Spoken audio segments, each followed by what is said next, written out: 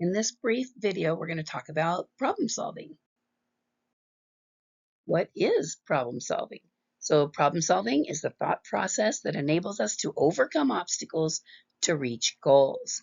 So how do we go about doing this? There are several different methods we're going to look at in this brief video. But in order to go about solving a problem, the first thing you have to do is you have to identify the problem. What seems to be the problem?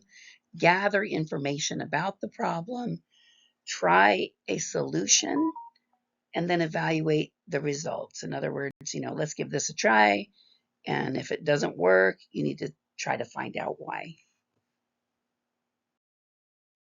Our first method of problem solving is called trial and error. And trial and error is effective, but not efficient. So basically, when do you want to try trial and error?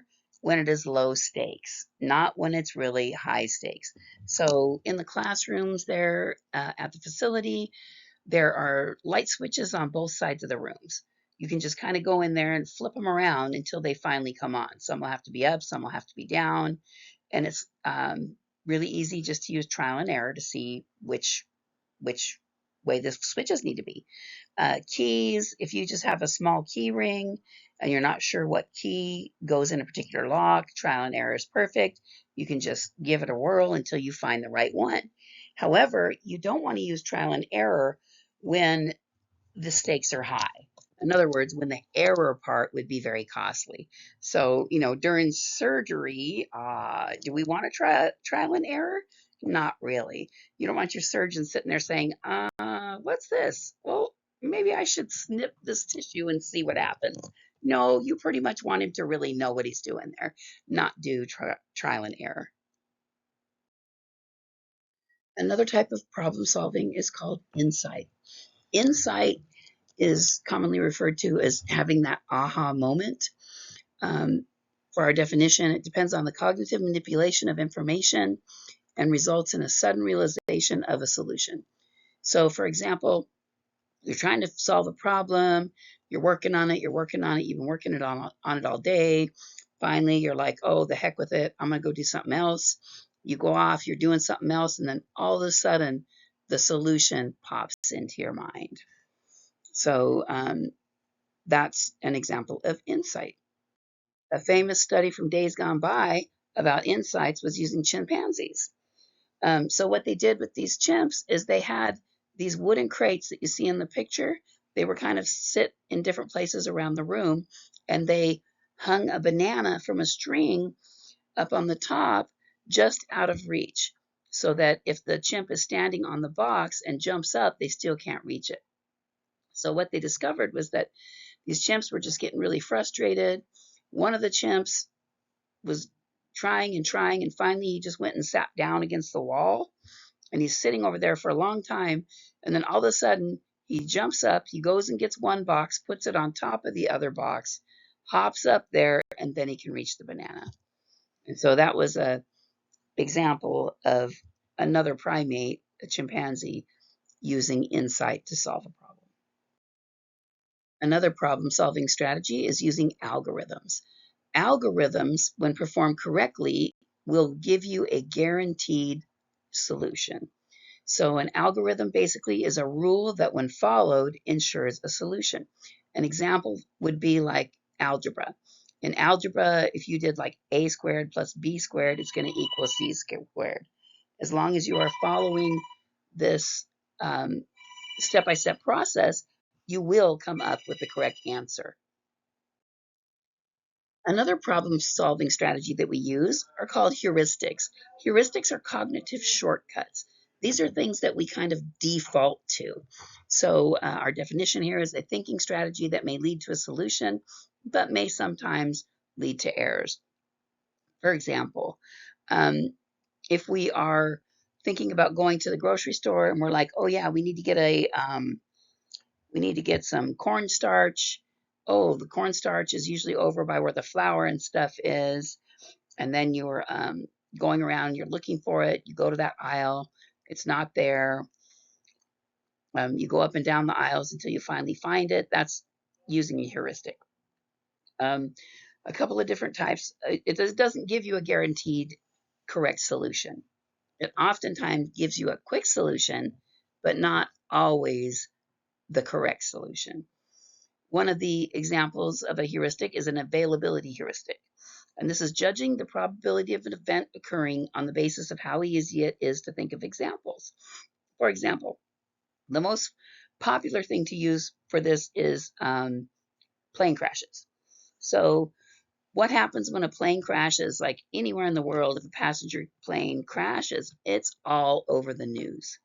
So we all hear about it, we all know about it, and it's something that is just really quickly available to us cognitively. We can access that information in our mind very quickly. So it's very, very available. So, same thing with shark attacks, which is the example I put here. If somebody's attacked by a shark, usually that's in the news, it makes headlines. And so, what may happen is we may think that the probability of being attacked by a shark and the probability of going down in a fiery crash in an airplane is much higher than it really is because of that availability heuristic, because of how easy it is for our minds to recall information about plane crashes and shark attacks. Another type of heuristic that we use is a familiarity heuristic. Familiar items are seen as superior to those that are unfamiliar. So let's say that you're just really tired and you're going to the grocery store, but you want some cookies. You're going to go to the store, you're looking at cookies, and you're like, well, I'd like to try new cookies, but I'm just tired. I'm getting the cookies that I am used to. And that would be the familiarity heuristic. Or if you want to guarantee that your out of town friends are going to really like a restaurant that you've chosen, you're probably going to go to a familiar restaurant that you know their menu, you know that they have stuff your friends are going to like, rather than try out a new restaurant that you guys have never been to. At least the old people in my generation would do that. I don't know about the younger people. But basically, heuristics, no guaranteed solution. They are cognitive shortcuts that can sometimes help us arrive very quickly at a solution. Another really good problem solving strategy is working backwards. So that's when you move backward from the results, from seeing what you want the end product to look like, and you go backwards from there to make it happen. So, for example, for me, getting out the door and getting to work on time, if I want this to happen, I have to do a lot of things. I have to say, okay, what do I need when I'm arrived at the office? What do I need? I'm going to make sure I have my badge. I'm going to make sure I have, you know, uh, any of the equipment that I'm going to need. I make sure I have it with me. So in order to make that happen, I'm going to work backwards. How do I make this happen? Well, certain things I may need to put in the car the night before. Other things I'll have to put by the front door on my little thingy there so that I have a place that all my stuff that has to go with me has to go to. So it's like, okay, so I have to have that there. Then working backwards so that I can get it. What else do I have to do? Okay, I have to make sure that if I need a shower, if I'm exercising, whatever, before work, make sure all that stuff is set up and ready. Um, Brushing my teeth, make sure my alarms are set. I'm just kind of working backward. If I want to build a horse shelter, I'm like, okay, what do I want the shelter to look like when I'm done? Okay, I want it to be 20 feet long. I want it to be 10 feet wide. Um, so, what am I going to use here? How many 2x4s am I going to use? What length do they need to be? How many posts? But I would start with the finished product and say, this is what it's going to look like. And I'd work backwards. Like, what is the roof going to look like? How many pieces of roofing material will I need? How will I do the frame for that roof? How will I make sure that I have the posts in where I want them? What kind of frame structure do I need around the edges there?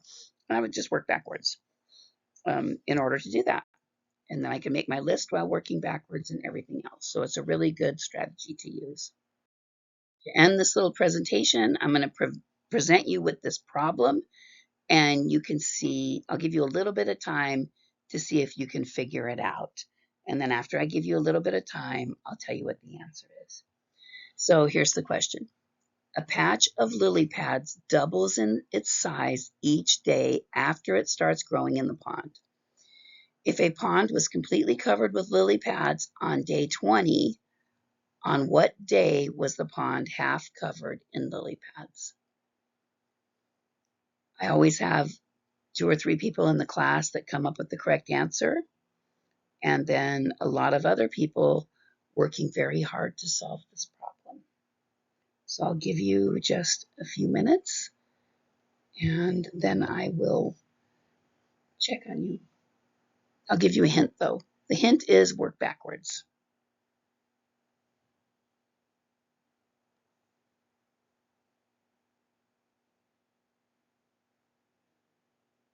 All right, if you haven't got it solved yet, you can just go ahead and pause the video to see if you can figure it out. Okay, so let's think about this from a working backwards standpoint.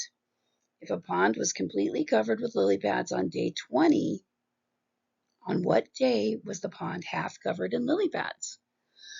Well, if we think about the rule, sorry, I'm very sick. If we think about the rule, a patch of lily pads doubles its size each day. So, on what day would the pond be half covered? And then let's think about it. If the pond is half covered, what will happen the next day? Because it's going to double. It's going to double. So on day 20, the pond is fully covered. So on day 19, the pond is half covered. And that's it.